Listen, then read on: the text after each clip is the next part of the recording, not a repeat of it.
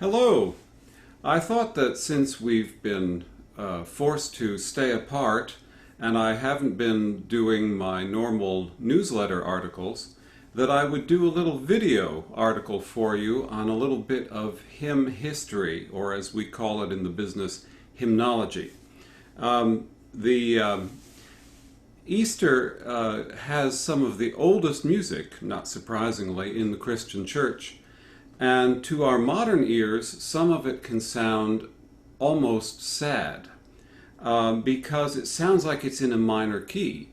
What we have to remember is that centuries ago, there was no such thing as major and minor. There were what we called the church modes, the various chant modes of singing in plain chant. And one of the hymns that came out of that was Christians to the Paschal Victim, or in the original, Victimae Paschali Laudes. And this is the result of a long history of adding notes to the Alleluia.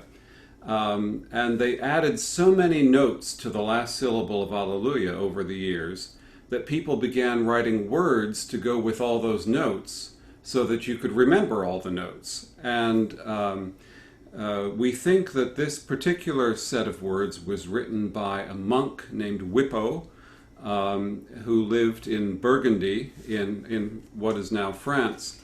And this is one of the oldest Easter hymns we've got.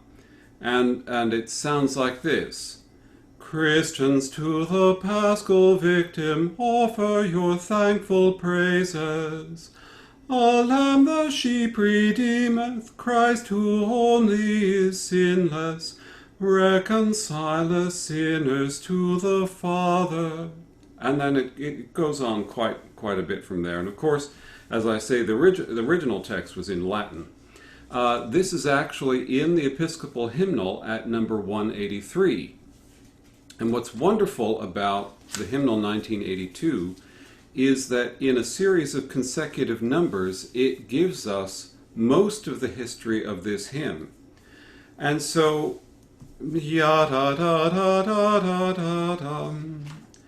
got changed in the 12th century in Germany to, so remember, is our melody.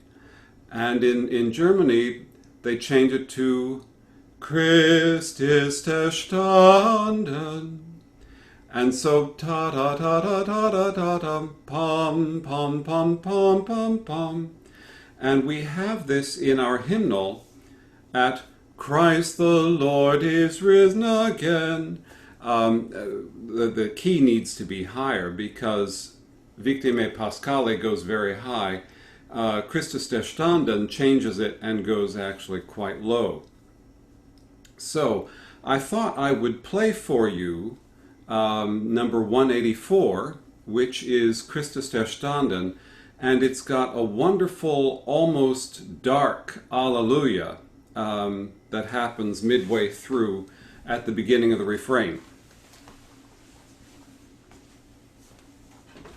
This, by the way, is a two-manual pedal and reed organ, from 1915, built in Brattleboro, Vermont by the Este Organ Company. And this is my home practice instrument. So here is, you're going to hear the blower because it's an external blower.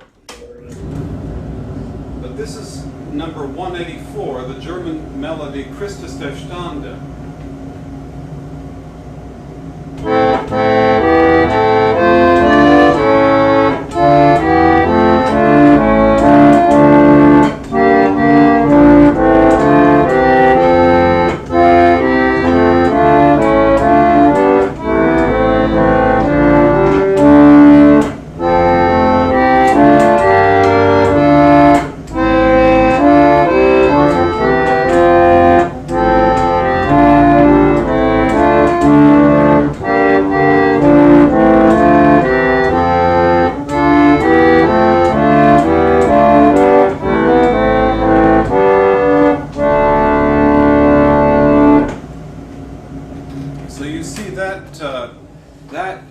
very sturdy tune, and it expresses the same idea as Victime Pascali, but Luther changed the text just a little bit to make it even more Christ-centered.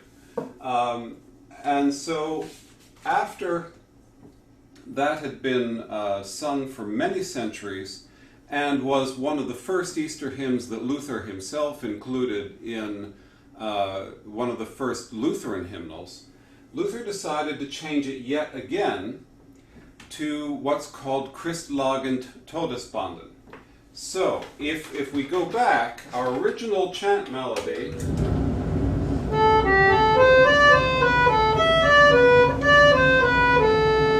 became Christus erstanden. And then if you have a hymnal and look at number 185, you'll see Christlagend Todesbanden.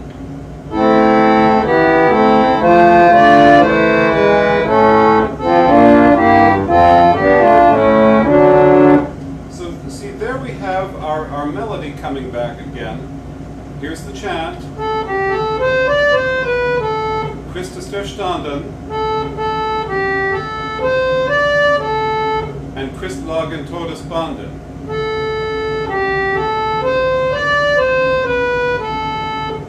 And so this became one of the chief Easter hymns of the Lutheran world. But it mutated even further. And it became what is at 186, which is the way Johann Sebastian Bach knew it, where instead of...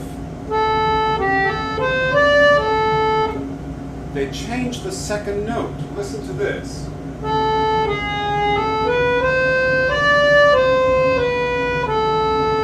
And those of you who are regular in coming to church during Eastertide have heard us sing this every year that I've been at All Saints, so for the last 5 years at least.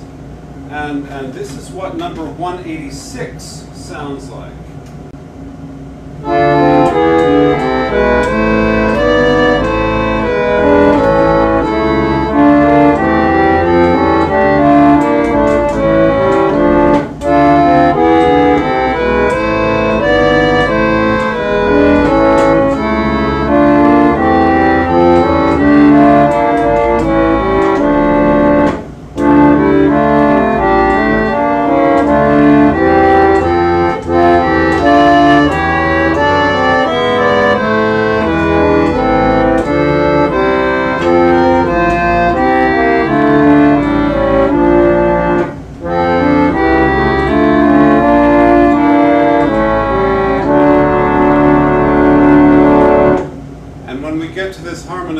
By Bach, we finally end with a major chord that makes it feel even more like Easter.